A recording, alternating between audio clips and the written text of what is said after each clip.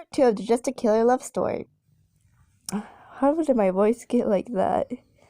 Well, let's get started. Jeff's point of view, since I haven't talked about Jeff that much. I know she was my childhood friend and all, but I kinda liked her. She was nice, a lot. And I'm trying to do a male voice. I'll do my normal voice. And she was actually really nice. And maybe a little bit cute. Her personality's good, and everything about her is good.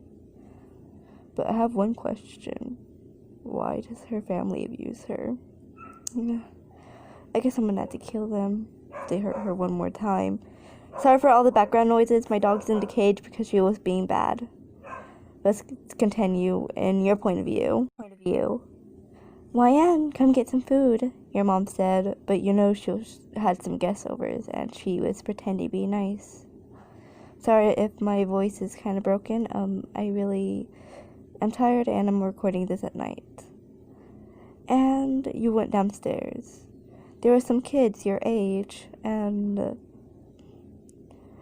you just said, I'll be going upstairs. I'm not that hungry, and you just went upstairs and played video games, almost.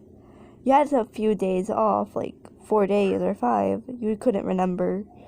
But you were gonna play video games all day, probably. Like Minecraft and Roblox and all the other games that you own.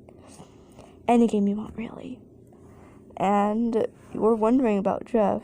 Why did he leave? And many questions popped into your mind, so you decided to make a statue or a house that was his house a long time ago. Sorry for my voice. And you did that. It can be on any game you want, or you could have made your own game.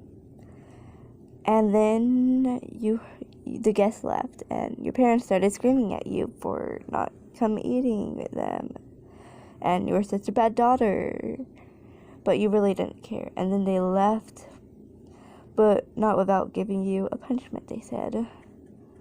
They gave you a running nose and a black eye.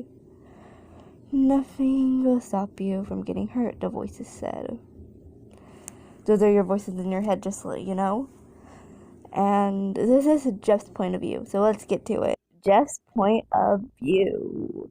I saw them hurt my love, but I wasn't gonna let that happen no more. I decided to kill them in their sleeves, of course, like normal. So I snuck into the room, of course killed them, and maybe left a heart on the door saying, love you, YN, or reader or listener, of course. But if you want any names for your character like that I can use, leave it down in the comments, okay? And I left the house. And I knew the police would be called, since she was so innocent, let's just say that. Or sweet. She's always sweet.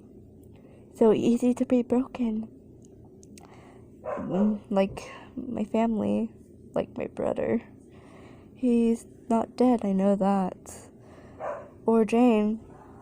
So I'll be protecting her from them as well. I know they'll try to take away something that made my life so happy. And I think I might just have to kill them. Looks like I'm gonna have a little bit of fun. Well, let's go hunting for them, I guess. YN's point of view. I woke up to the screams and I saw my parents were dead. I immediately called the police and they just found a heart on the door. Sorry, I confused it for the window. And it said, love you, YN. I was scared, confused. And I decided to not talk about it to any of my friends. The police said they'll give you a couple more days to get better because they'll tell your school.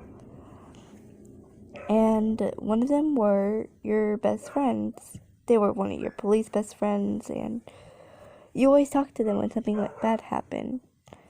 You told them about the abuse as well, but They said it'll probably get better one day. So that made you worried a little. Of course. Sorry this is so long.